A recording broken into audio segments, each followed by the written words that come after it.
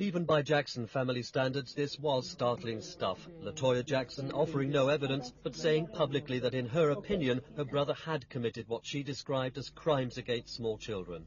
Michael is my brother. I love him a great deal, but I cannot and I will not be a silent collaborator of his crimes against small, innocent children. And if I remain silent, then that means that I feel the guilt and the humiliation that these children are feeling, and I think it's very wrong. The rest of the Jackson family split from Latoya after she claimed her father abused her. Her mother said she just wasn't telling the truth. Latoya is lying, and I'll tell her to her face she's lying. And she knows it. She lies all the time. Mr. Jackson, Joe Jackson? Yes, she lies all the time. This is how they make their living, by lying. And I'm so tired of everybody cashing in on my son's, I shouldn't say his downfall, because he hasn't done anything. Michael Jackson is under criminal investigation for allegedly molesting a 13-year-old boy, but has not been charged and has denied it. At present, he's undergoing treatment somewhere in Europe for painkiller addiction after breaking off his world tour. His lawyers say he will return to America after treatment and will cooperate with investigators.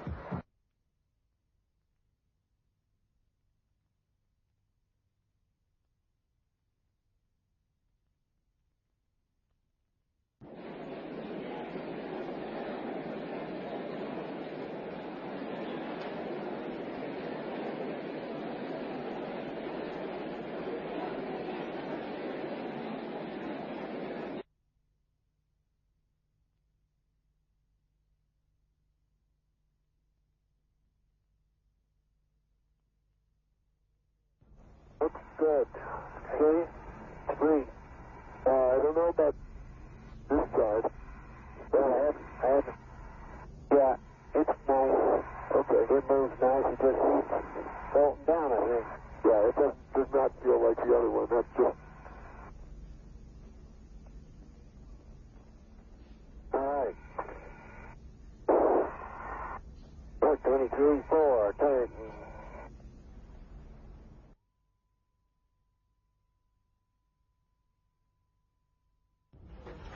Stoke Mandeville, world famous for its orthopaedic surgery, and one of the hospitals which the BMA claims is being forced to give priority to patients from fund-holding GPs.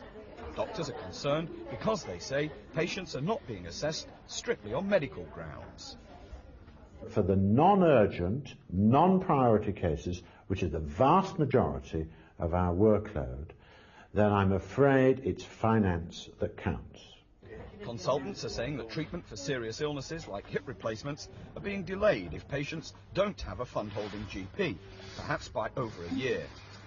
They will wait up to the maximum time of 15 months if they are totally routine and there is no urgency about their treatment from non-fund-holding GPs. Is that fair? Well, I wouldn't comment on the fairness of it. It's the systems that we have to work within.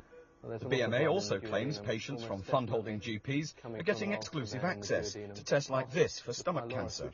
According to non-fund-holding GPs, the basic problem is that health authorities who pay for their patients don't have enough cash. We can only buy what we've got money for, and we're chronically starved of money, and therefore always at the turn of the year we run out of money, and then people have to wait, often in pain, until the start of the new financial year in April. If you're in a bus queue, they really don't like it if the person from the back goes and gets on the bus. Maybe they only have to wait another 10 minutes, a half an hour or so, but there's something so intrinsically unfair that the British don't like that. I think it's time Virginia Bottomley accepted that her changes have fractured the NHS from top to bottom, with patients losing out as GP budgets determine priorities, rather than medical need.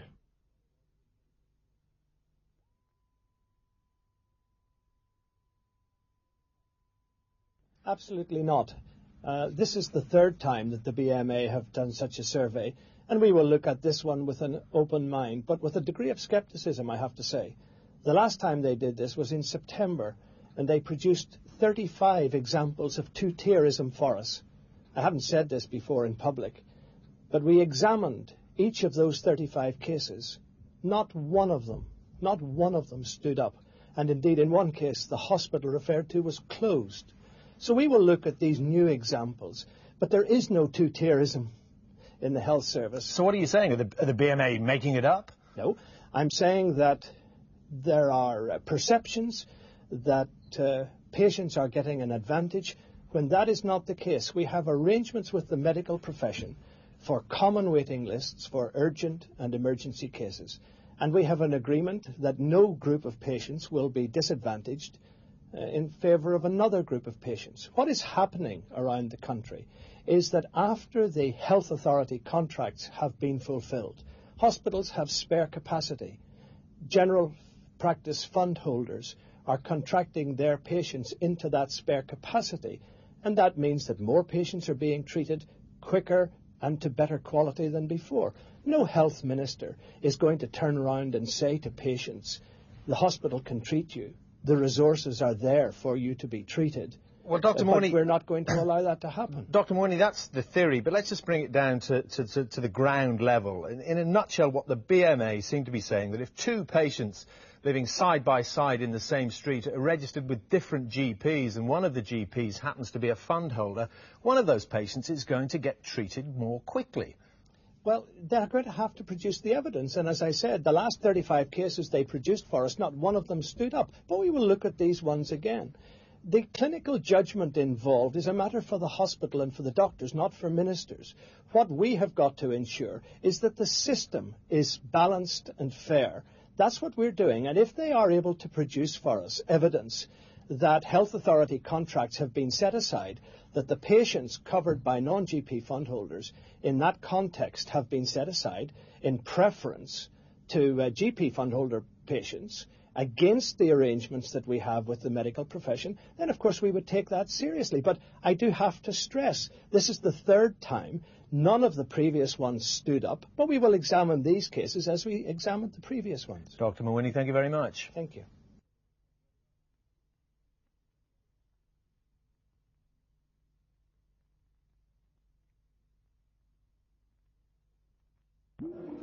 With the BBC's charter coming up for renewal in 3 years' time, the government is on the verge of key decisions about its future. Today's report by the Commons Heritage Committee urges the government not to throw away the BBC's achievements as a public service broadcaster. They reject the idea of advertising on the BBC and conclude the present licence fee, currently £83 a year, should continue. They do suggest, however, it should be made less of a burden on pensioners and the poor. The committee says the BBC should be given a breathing space of 10 years to reorganise itself for a future dominated by rapid technological change. We recommend that the charter be renewed for another 10 years so that the BBC can sort out what future there is for it in this age of the media revolution. We do not believe that at the end of a charter period, the BBC as it exists now is likely to the BBC we have, if we have a BBC. But critics say the Select Committee should have looked at the future of communications as a whole. That is the fundamental problem. We're looking for 10 years. We need to be looking at the next 30 years in the communications industry. And we need to be looking at how television and radio and telephones and data and newspapers are all going to come together electronically. The Department of National Heritage described today's report as helpful. Their white paper is due out in 3 or 4 months' time, and it's also likely to conclude there is no popular alternative to the licence fee. Glyn Mathias, ITN, Westminster.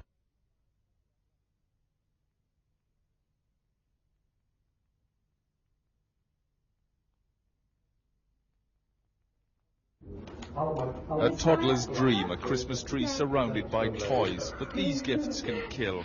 Just a few of thousands of dangerous toys seized before they ended up in a child's stocking. A Chinese-made dinosaur, noisy, cheap and potentially lethal. Its plastic eyes can easily be pulled off and just as easily swallowed by a young child.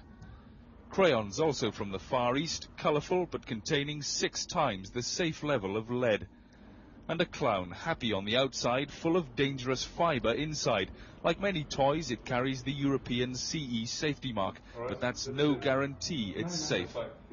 The CE mark is a self-certification mark put on by the first importer into the European Union, or the manufacturer if it's actually made within the European Union. Because it is a self-certification mark, of course, if the importer or manufacturer carries out inadequate tests or there is inadequate quality control, then it can be a problem, and CE mark toys which are not safe can get onto the market.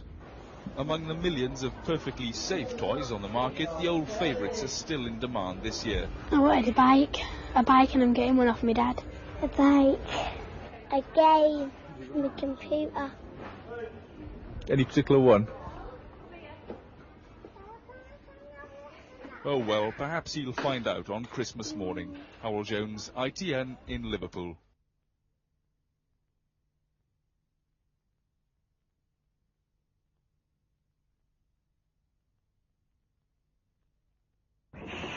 They are the most treacherous sailing waters in the world, 7,500 miles between two continents. But Laurie Smith had remained confident that his all-European crew had the courage and tenacity to win through.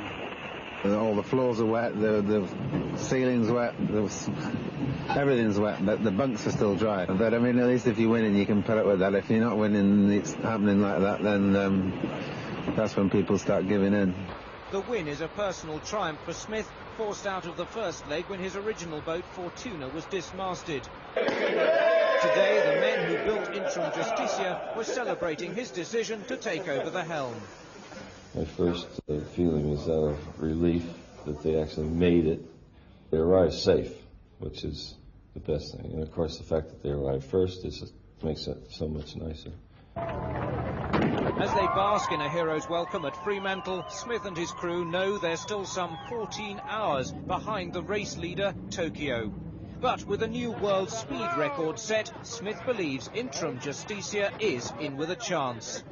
These things are under control, and they can go faster yet, so we're confident that we can hold on to this record. Laurie Smith's crew and the 14 other Whitbread entrants will now take a well-earned Christmas break in Fremantle. They'll begin the next 3,000-mile leg to Auckland early next year. Robert Hall, ITN, at Race Control in South